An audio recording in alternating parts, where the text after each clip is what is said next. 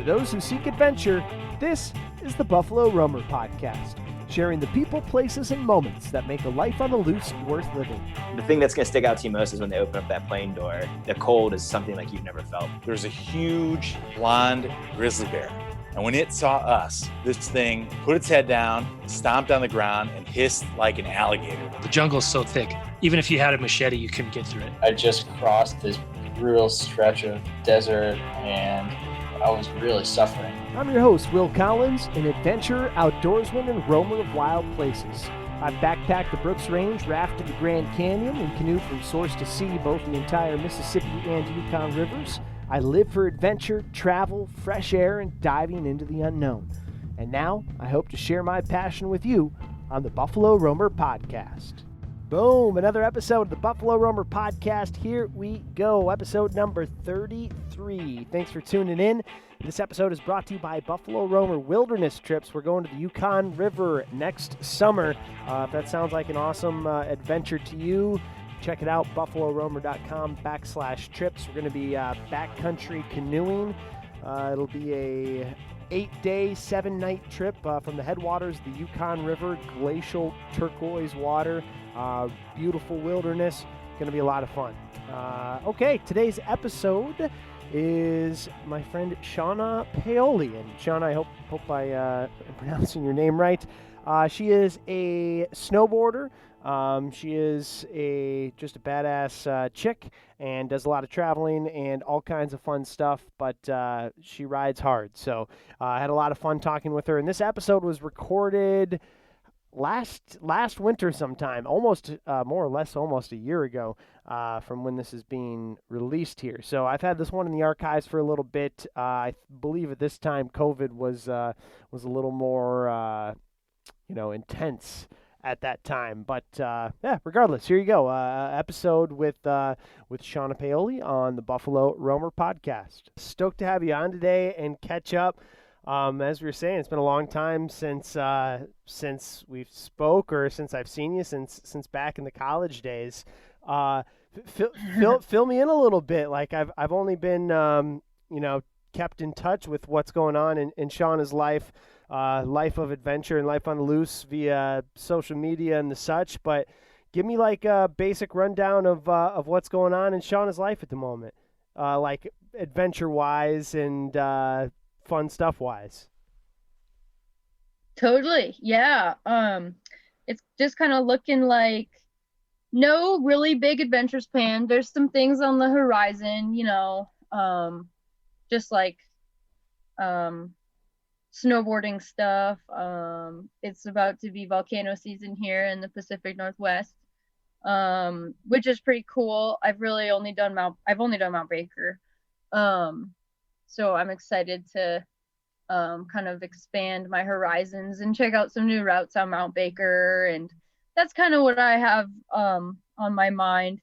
But yeah, it's been a really good snowboard season here at Baker. It's been a weird one, but it's been weird for everybody.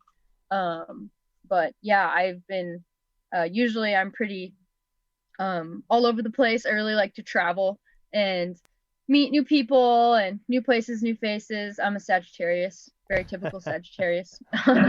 So yeah, that's kind of what I usually do. But this year, my partner and I bought some land here in Glacier, and I really threw some roots down. And, yeah, I'm really stoked to have spent so much time here this winter, for a lot of different reasons. But yeah, I think I've only spent one night outside of Glacier like all winter, which is pretty insane for me. I've been telling all my friends are so sick of hearing that. They're like, yeah, we know. But it's a really big deal for me. So sweet.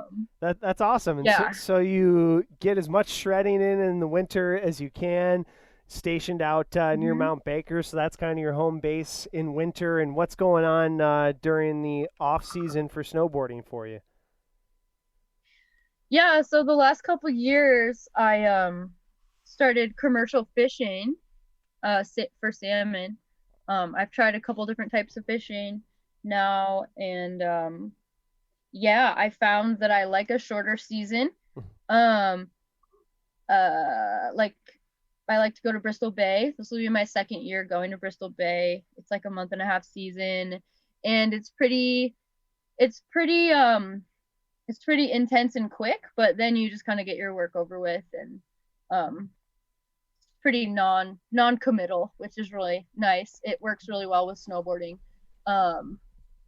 But yeah, I definitely don't want to do it forever. I'd like to start my own business. I have a business idea and a product idea that I don't want to go too in depth about now, but I'm a certified herbalist and kind of it's along those lines. So I'm excited about that. That's on the horizon.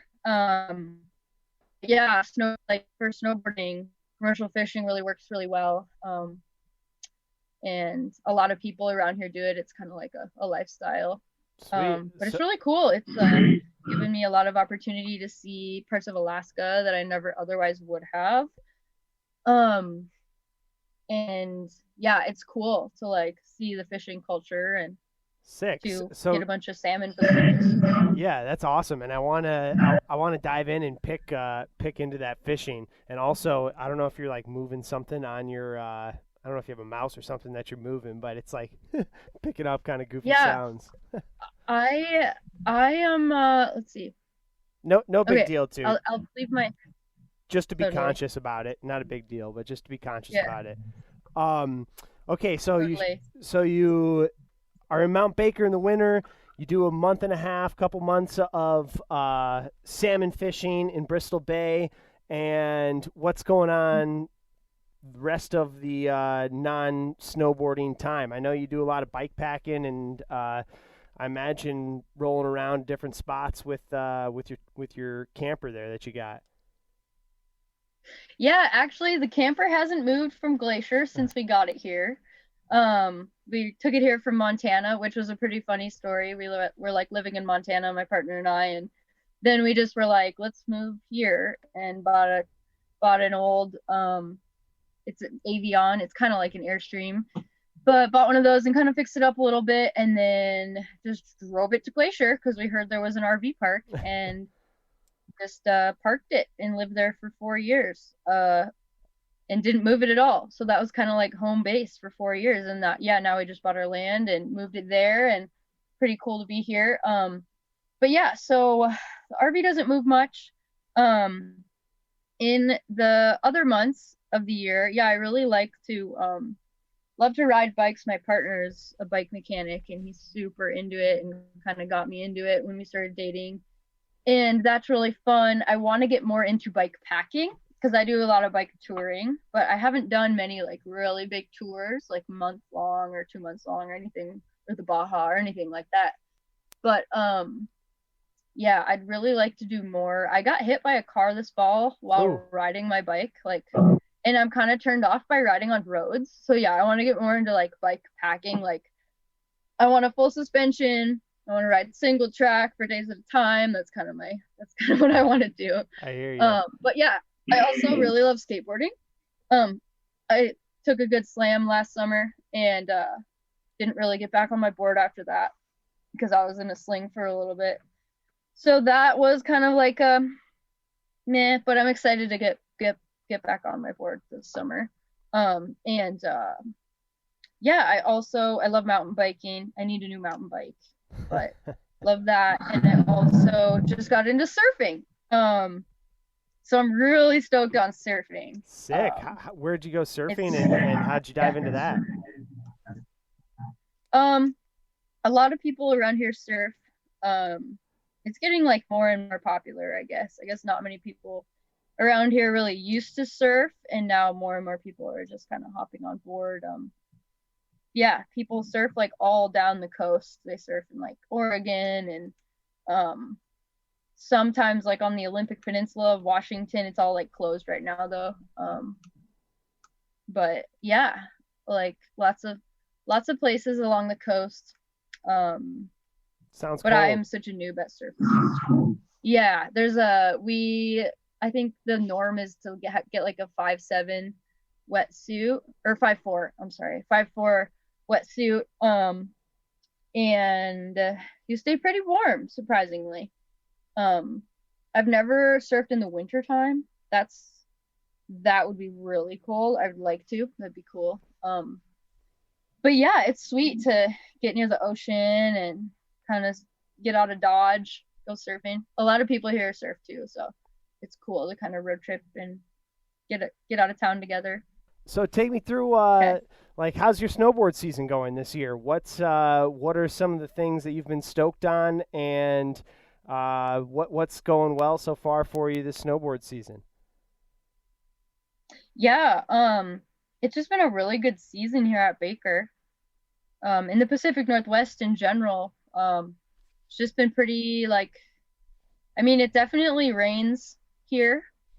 Like every place, it has its good days and its bad days, but yeah, I've really been enjoying it here this season, and I'm just been really stoked to just get out with friends and just be outside with friends. Really, it's been kind of funny to not have any. I really love racing bank slaloms, and it's been kind of funny to not have any of those, because usually I kind of am like, okay, I need to ride my board every day until this bank slalom, and I kind of like mentally prepare for it too.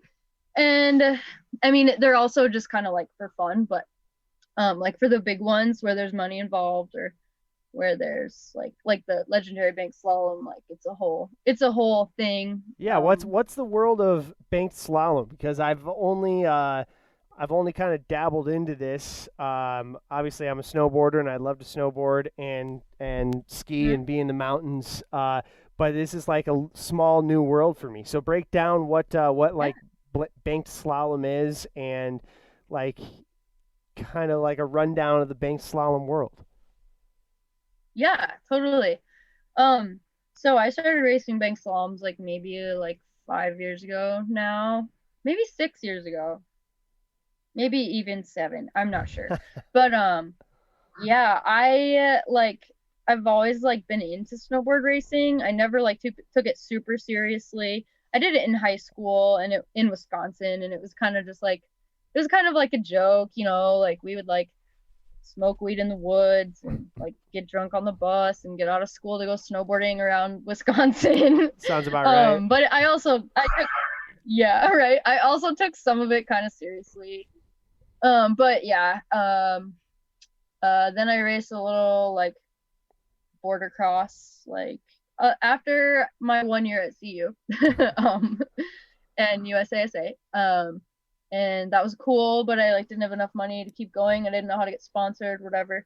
But yeah, bank slalom is like a really cool way to like kind of stay like rooted in that and kind of stay connected to that. And it's like more of a community thing than anything else. I think like people in the snowboard community from far and wide like gather, usually for a good cause, and like raise money and yeah, just have like the best times, and you race. And so bank slalom is obviously a snowboard race where banks are built, big like tall banks or small banks. It really varies. So a bit like sometimes a big, there's like little jumps, like a big curve, like a big S kind of wavy curve, I guess. It's probably a terrible definition. Yeah, kind of like a big wavy curve. Yeah, and like when you turn in a bank slalom, like on one of those banks, like you kind of are just like getting totally G'd out. If you're like riding it right, you're kind of like sideways in the turn, and it's really fun. And yeah, so that's kind of like what bank slaloms are, and there's a bunch of them, and they're getting really popular. And I think actually maybe Nate Holland, who's like this X Games like kind of legend border cross guy, he was like telling people that if they want to get into racing but like don't really have the funds or don't know if they want to get serious about it or whatever, that they should try a bank slalom. And yeah, I like it's so great, and just the people that you're gonna meet at one are like, I don't know, some of the best people. And yeah, the best people I've met and the best times I've had have been at bank slaloms. It's been pretty cool. That's awesome. Yeah, it seems like that's kind of like what bank slaloms are. It seems like you have a pretty rad crew of people you shred with out there in like all different little tentacles of the snowboard industry too. I know you. I saw your Instagram on of Pow Surfing on the Jones Instagram page the other day, and you got stuff going on with Trew Gear all the time. How's that stuff pop up? Yeah, I think I just kind of like, yeah, I don't know. It's kind of funny how that stuff pops up. You just kind of like are in the right place at the right time kind of thing. Yeah, I just started riding for Jones. I'm super stoked on that. I'm their regional ambassador for the area and been riding for Trew for a couple years and super stoked on their stuff and that connection. And yeah, it's definitely kind of a right place, right time thing. I so here at Baker, to get into the legendary bank slalom, it's like kind of the Super Bowl bank slaloms. Like there's a couple bank slaloms in Europe where if you win those, and they're pretty big European bank slaloms, then you get a spot in the legendary bank slalom. And yeah, a couple years ago I won the locals qualifier here at Baker, and got into the legendary bank slalom women's amateurs, not women's pro. And then I won that division at LBS women's amateurs. And then last year I decided to race pro. You don't have to. If you win 2 times in an amateur division, you kind of like get shit if you don't race pro. But yeah, I decided just to do it because I just wanted to kind of see like what would happen. And I got, oops, sorry, the mouse thing's happening again. I ended up getting 7/10 of a second behind Elena Height, and that was pretty cool. Yeah, I like just missed they podium up to 6th place. So and you get a Pendleton blanket and a roll of duct tape, like a trophy. It's pretty cool. But yeah, I like just missed that blanket, and it's pretty cool to have one of those. Hopefully I can try for one again in the future. But A Pendleton blanket, like does Pendleton have like the same bags as Crown Royal type thing? Or what? It's like a big wool like blanket with like kind of native northwestern art on it. It's pretty cool. Oh, okay. I was thinking and something yeah, totally different. I was thinking oh yeah, no. I was thinking Pendleton whiskey, and I was like what? Like Oh yeah, no, because no. I've seen people with like stupid people who like cut Crown Royal bags and sew all of the bags together to make like a blanket or like a Oh wow. yeah, it's intense. It's kind of like in college, putting all the beer you've drank on the wall or something like that. Yeah, interesting. That's kind of a cool idea though to reuse those pouches. Right, right. But yeah, they're it's a blanket like the Pendleton brand, like that makes like a lot of wool products like coats and stuff. So it's a pretty prized thing to have. So I was really close to getting one. But yeah, hopefully I can get in again in like the future and get another shot at it. But it was still pretty special to like race against like some of the women who I've been looking up to in snowboarding like my whole life, and who have really done a lot for women in the industry. And yeah, it was really kind of a mind-blowing experience. But That's awesome. but yeah, no bank slaloms this year. I've just been soul surfing, and it's been really sweet. What would be like your ideal snowboard day? Um, Man, it's really hard to say. It's like, because every day has something kind of different and special about it. Like a storm day, um, where it's just like dumping snow, and like it's kind of your tracks are refilling. And it started out like as a really sick pow day, like really deep. Um, I like really steep terrain, steep and deep, I guess. And I really like pillows, and spiny type features, and just riding stuff like that.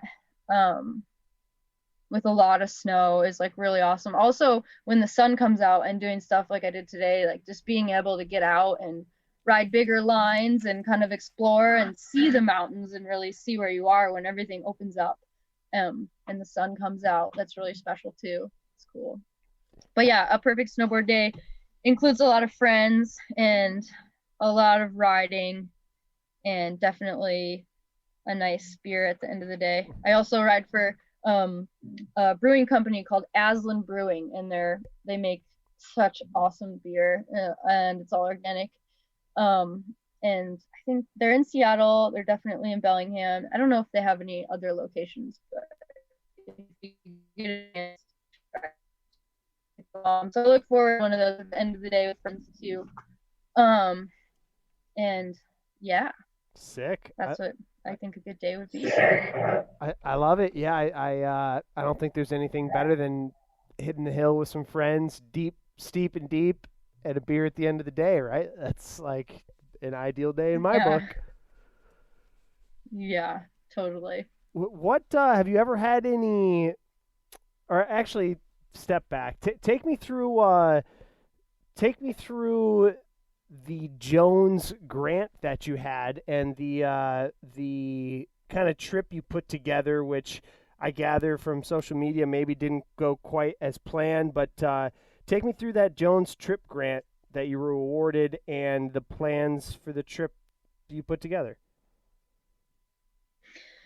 Yeah, so I had I wrote the proposal to circumnavigate Mount Baker, which I didn't realize how much I had bitten off when I was writing that. That's like a pretty big mission, pretty big endeavor.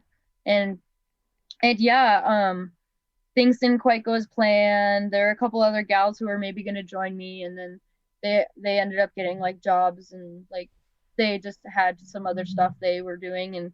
And yeah, so it was me and my partner and my friend Calvin, and another friend, Maria, who's a super shredder. And yeah, it was cool. We still summited Baker. The plan was for it to be 100% like human powered. So we rode our bikes up to the trailhead where we would start skinning, with like all of our stuff, winter camping stuff, like glacier travel stuff, like everything, snowboard stuff. Sounds like a heavy bike.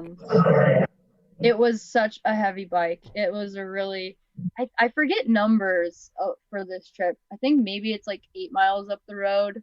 It's not like a super long ways. But yeah, it was the heaviest bike I've ever ridden, and that was pretty tough. And then we camped out at the trailhead and stashed our bikes in the woods. And then we hiked up or skinned up to this ridge and set up a camp. And then the next day we went for the summit, and we summited, and came back down to our camp and like enjoyed the sunset up there. It's pretty epic. And then rode down the next morning. Maria wasn't feeling very well, so she kind of bounced early. And yeah, I wasn't feeling quite 100% either. And yeah, it's not how I was expecting the trip to go, but we did it, and it was really cool, and it was a cool experience, and I couldn't be more grateful to have like gotten that grant and been able to kind of like take the time to do it and get some of the gear I needed to do it. And yeah, to just like be out there and have a reason to, I guess, really push myself. That was really, really awesome.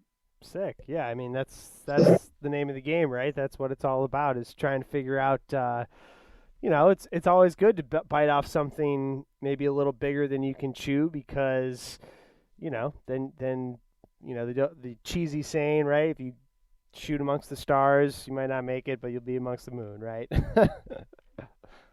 Yeah, no, it's totally true. It's totally true, and now I feel so much more comfortable. I kind of like summit Baker. I think since I've been here, I've summited Baker like once every spring. And so yeah, every time I'm getting more familiar with the terrain and more comfortable and kind of like wanting to do more things. Like I think it would be really cool to connect a couple different routes on Baker, and do like a pretty cool multi-day mission, kind of go up one side, down the other, type thing. But yeah, and one day I'd really love to circumnavigate.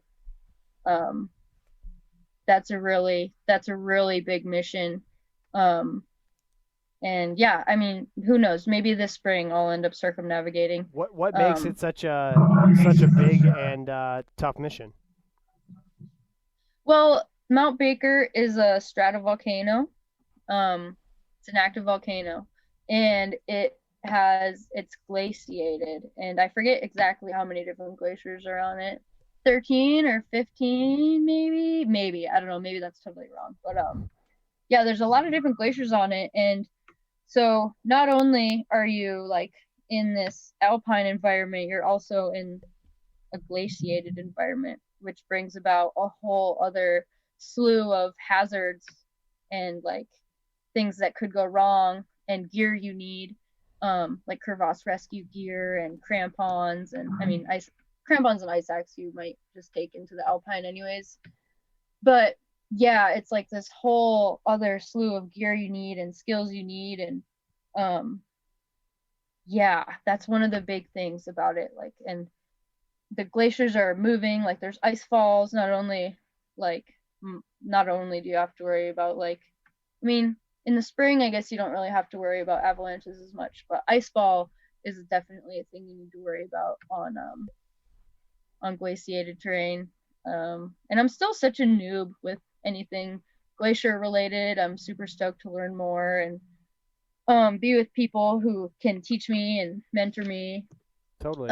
And yeah, but yeah, that's one of the big differences. Just the glaciers make it a big thing. You know, you don't want to fall in a crevasse, and if you look at these glaciers from a distance, there's just crevasses everywhere, especially in the spring and summer when the snow bridges melt, and it's a lot. And not only is it a lot to worry about, it's a lot of terrain. It's huge. It's like, I think a run down Baker is like $5,000, $6,000 of continuous vert, like one run, like nuts. And it's a really big sweet run, but it's big terrain, and committing, and there's no fall zones, and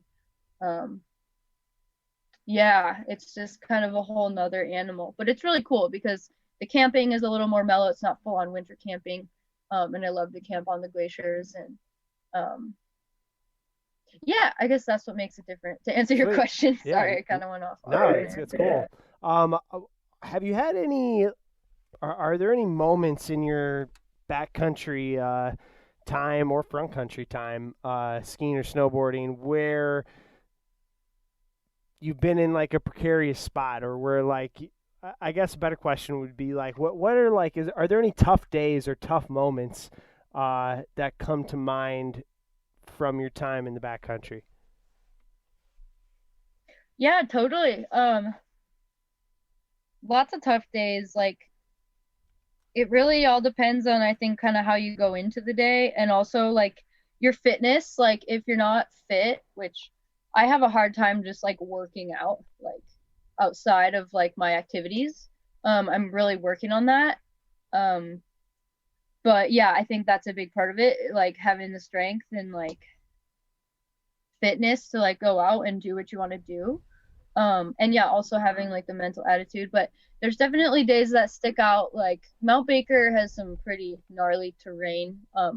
For instance, if you get like, if you take a wrong turn, like you can end up at the top of like a 400-foot cliff, 500-foot cliff. And like, it's like on the backside of the ski area, there's some really big cliffs. And even like in the ski area, there's some really big cliffs. And yeah, you really have to be careful about who you follow, and you really have to just know where you're going. And yeah, lots of really gnarly steep terrain here.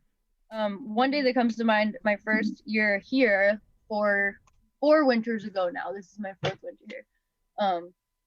I was following a friend and my partner down this really steep line. It's called On the Canyon Wall. It's called Fly on the Wall. And there's all this weird like terrain at Mount Baker that people like to ride that's like stupid steep, and like you barely even snowboard on it. You're just like jumping from one thing to the next, and like top turning and doing all this weird stuff, like holding onto plants to lower yourself down, or like trees. And yeah, it's really weird, but it's really cool too.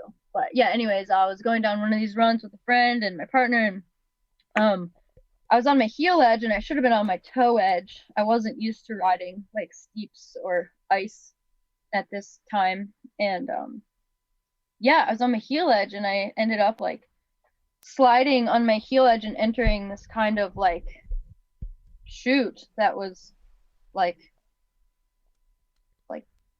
this face is like so steep, and I entered the chute and tried to hook the tree and like flip myself upside down and backwards, like entering like the treetops essentially. Like it was gnarly, and I just like I like wasn't wearing a helmet, so I just like put my arms up like this and just like backwards through the trees, just like whapping the trees with my elbows, and like I landed at the bottom and I had lost my hat and my goggles and both of my gloves came off. Like everything that wasn't strapped to me, like I lost. And yeah, I landed at the bottom of that POW field, and I was able to kind of hike up a little bit and grab my goggles, but I fell like over 100 feet, like through the treetops. And yeah, it was really scary, and it was like a really big eye-opening day. It was gnarly. And since then I've really like stepped back from a lot, and I'm really a pretty conservative rider for the most part. Like I'm pretty safety oriented. I try to not be paranoid. I try to like kind of make it a nice like balance, you know, of like paranoia and like, okay, logical like safety. But yeah, after having an experience like that, like it's been I feel lucky to have walked away from that one, and it's been a really big like thing to like work towards, kind of like PTSD type thing, I guess. But yeah, that was a day. That's crazy. I got to imagine that POW surfing kind of fits into that mold a little bit too. I've never hopped on the POW surf, but it's been something that I've been stoked to try out. What's your take on POW surfing? Yeah, POW surfing is really cool, and the cool thing about it that I like so much is that like people are getting more and more into it, but there's not like a ton of people like into it yet, I guess. Yeah, it's pretty niche. Yeah, and so like on days when there's high Abby danger, you can just go to like lower angle terrain with your POW surfer, and it's like a really like safe alternative. And the thrill of POW surfing, even in like chill terrain, is pretty big. It's pretty high. And then kind of taking your POW surf to steeper, kind of bigger terrain is like a super thrill. And jumping off the smallest little thing is like so awesome. It feels so good. So I think, yeah, that's one of the thrills of POW surfing is like, okay, like what am I willing to risk and for what, you know? Totally. Especially as I get older. And my health is a pretty big priority to me, and I want to snowboard until I die. So the older I get, the more kind of like less tolerant of risk I get. But POW surfing is like a really cool, awesome, like kind of way to still get the thrill, I guess, but without increasing the risk that usually comes with the thrill, if that makes sense. Totally. Absolutely. Yeah. I saw them first come out, just seemed like maybe a few years ago when they started to catch a little bit of steam, and I was like, yeah, it makes so much sense. Looks awesome. Obviously, you know, it's not like a crazy concept. You're just standing on a board with no bindings and cruising through snow. But like some of the shapes and like more legit companies making boards makes it look really fun. Yeah, they're getting pretty cool. They're getting pretty awesome. And yeah, it's cool to see people taking to it, and it's really sweet. This reminds me of a story my grandpa told me before he passed away. And you'll appreciate this being from Chicago too. So my grandpa grew up in the UP of Michigan, and his father, my great grandpa, like owned a produce distribution company in like Houghton Hancock area. I think it was in Hancock. Yeah, the bananas would come in these big barrels, I guess. And my grandpa said that he and his buddies would take one of the rocker pieces of wood off the barrel and tie a rope in the front with a handle on it and take it down the big hills at the copper mine. And yeah, he was like, I was snowboarding way back then. That's hilarious. And yeah, it's like that's what I'm doing. Yeah, on the Pow Surfer. It's just really simple and basic and pure, and so I feel like a little kid playing in the snow again. Really is what I feel when I'm Pow Surfing. So take me through what it's like to work and live on a fishing boat in Bristol Bay. Like that, it's something that has kind of always intrigued me, but also sounds terrible, but also sounds awesome, and also sounds like, decent way to make money in a short amount of time, but also sounds like hell. It's like, it sounds like everything mixed together. Like, Yeah. what's your experience been like fishing? You basically summed it up. Yeah. Yeah, you hit it all. It's all of those things. I'm really lucky to have such a rad skipper who essentially, and your skipper is like your captain, who like essentially took on a all-female crew, which he's never done before. And shout out to Kimmy. Kimmy's the best. And yeah, he's just such a sweetheart. He just like took me and my crew under his wing and just like is willing to teach us anything. So like one thing I've realized is that just in general, as a female, like especially growing up in a place like Wisconsin, like you weren't taught all of these things that society thinks are intuitive to men. Like I was not taught how to build stuff or hunt or like anything like that. They're like, you're a girl, so you learn how to like cook and shit. And like that was so not me. But as I get older, I'm like, well, that's stupid, because building stuff is like so intuitive to me. And there's other things that are like pretty intuitive to me, and I'm like, man, if I was taught how to build this, like I'd probably be pretty decent at it. But yeah, Kimmy is like totally taken me and my crew under his wing and is teaching us anything we're interested in. He takes the time to just like break it down for us, like anything from like electricity to like the motor in the boat, or like building stuff with wood, like anything. He's stoked to teach us, and we're stoked to learn, and it's a really, really great combo. Yeah, that's awesome. We're not the most aggressive fishing boat in Bristol Bay by any means, but we still catch fish and we have a really good time, and we eat real food. I've heard stories of people in Bristol Bay just like eating like just crap food, like spam and just like canned like food only. How big of a boat are you like, on? I think it's 32 feet. Okay.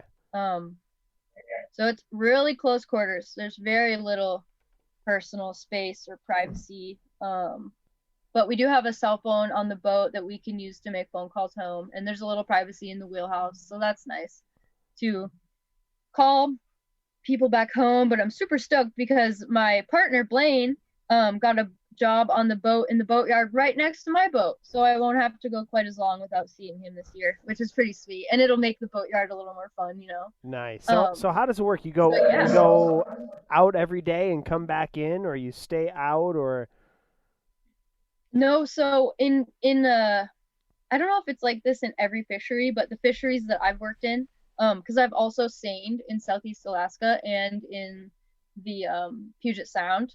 On a seiner is a bigger boat, and it's a different type of fishing. You like scoop all the fish up in this big net. But yeah, I've done that. I did that not this last summer, but the summer before in Southeast Alaska for 3.5 months. And yeah, you get openers there, and also in Bristol Bay, you get openers where you can fish from, you can have your net in the water from like 6 a.m. to 8 p.m. or whatever the time is. And one of the reasons why Bristol Bay gets, so yeah, the boat's in the boatyard. It's like up on this stand thing.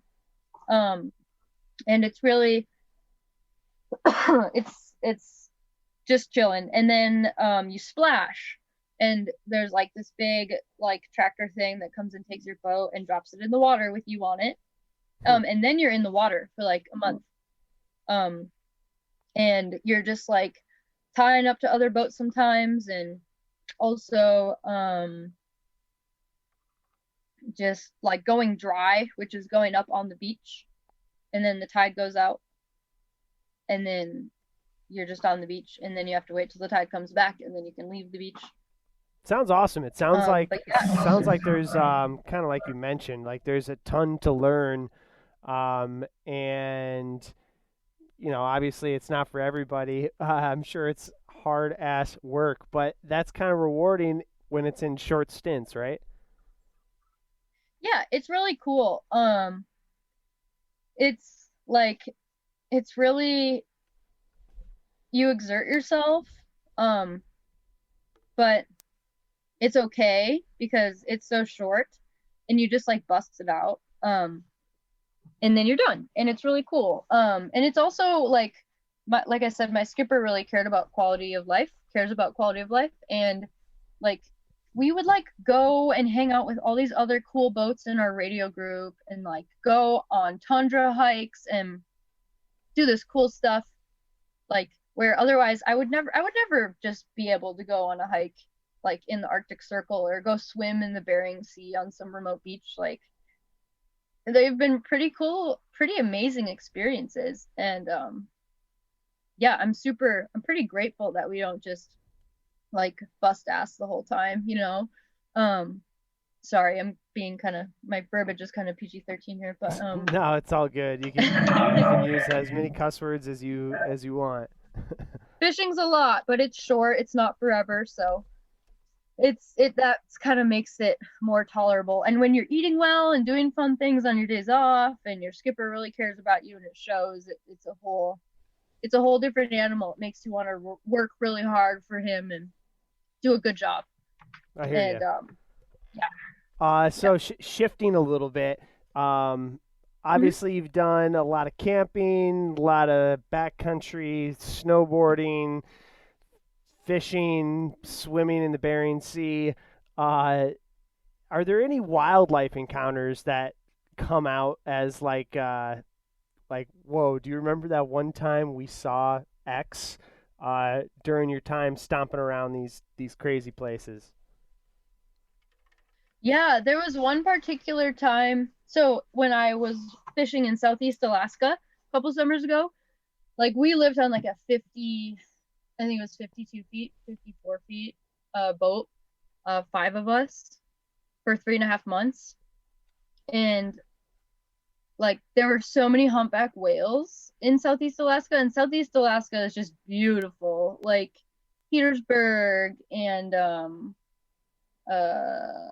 Craig, and just all these really amazing places that, yeah, I otherwise maybe wouldn't have gone if I didn't go fishing. So we were like anchored up on the set like before the day. It's like just getting in line to put your net in the water for when the opener starts, essentially.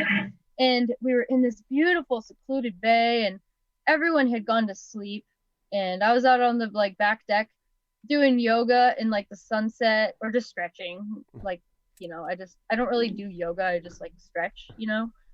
But I was just like stretching, and then all of a sudden like this like humpback whale in the sunset like reaches right next to the boat and like just like swims like all the side of the boat and swims away. And that was like a really big like whoa moment for me, because I was like all by myself, and that was really special. I also had a couple mountain lion encounters in Montana. Wow. That was pretty wild. One of them was I was really like kind of afraid for my life. And yeah, I was riding. So my partner and I worked at this like 5-star like dude ranch in Montana like some years ago, and like my dog couldn't stay at the employee housing or whatever. So Blaine had dirty it. dog for the 5-star resort. Yeah. Yeah, and so we were squatting 8 miles up the road on this mountain pass, and like just like on national forest land or whatever. We just had like a little camp set up, and we would just bike up and down this pass, very remote pass, like in the middle of nowhere, Montana. Like before and after work, and it was so beautiful. But like my first night shift biking up the pass, I was kind of nervous, as it's like there's no phone service and it's dark. And yeah, I was just a little spooked. And I like the road kind of ended at this gravel where like the pass kind of started, and it started getting really wild. And like right around there, I like heard this like rumble in the bushes, and it like kind of spooked me, and it was just a deer. But then I was all scared, and I was like kind of making noises, like kind of screaming noises, like just in case like there was anything to let it know I was coming.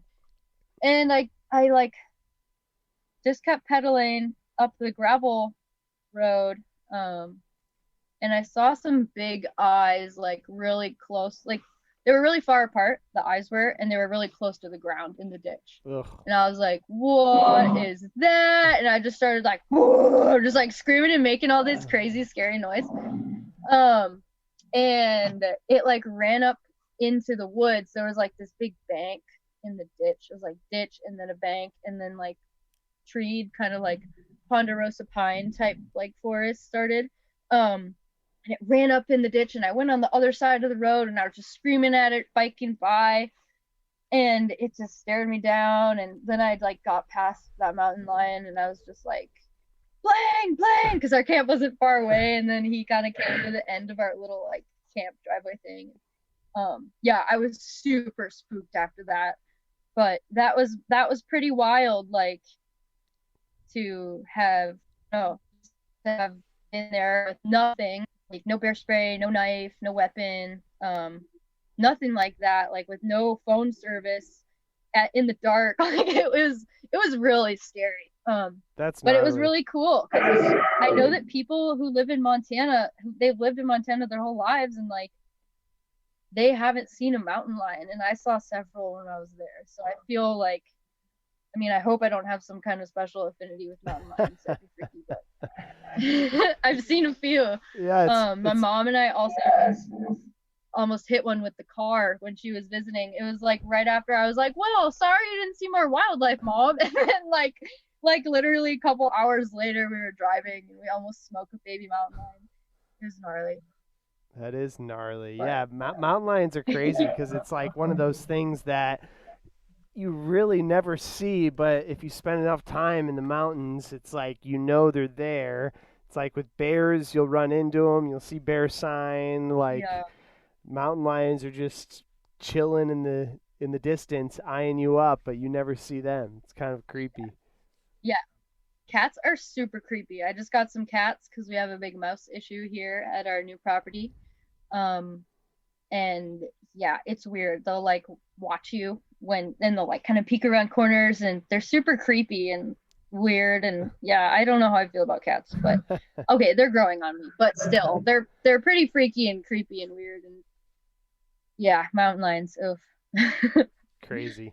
Well, Shawna, I'll wrap it up here. I really appreciate you sharing some stories. I really enjoyed it, and it's been fun talking snowboarding and camping and all that fun stuff. What's the rest of the snowboarding season and next on the horizon? What do things look like for Shawna? Yeah, so I'm going on a family trip to Montana soon, this next week. We're going to Red Lodge. That's coming up.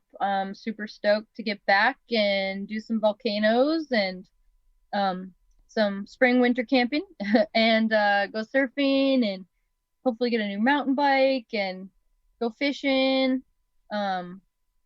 And just kind of settle into my new property. I'm really okay with just kind of being at home now. I'm getting old. But yeah, that's kind of what it looks like for me. And yeah, thanks so much for having me. And it was so good to see you. And if I'm ever passing through Chicago, I will hit you up. If you're ever out my way, hit me up. You've got a place to stay always. No doubt. I appreciate it. Yeah, absolutely. It would be great to connect sometime other than the old Zoom here. But for now, it was Yep. good to catch up, and glad to hear you're doing well. So thanks again, and we'll have to do it again sometime. Yeah, totally. That sounds awesome, Will. Well, it was great to see you, and thanks again for having me, and hopefully talk to you sometime soon. And there you have it. Episode 33 with Shawna Paoli is in the books of the Buffalo Roamer podcast. Thanks for tuning in. If you enjoyed the show, please subscribe to the podcast wherever you're listening. That goes a long way in helping us out. Also, don't forget the Yukon River Summer 2022. It's going to be a really fun trip.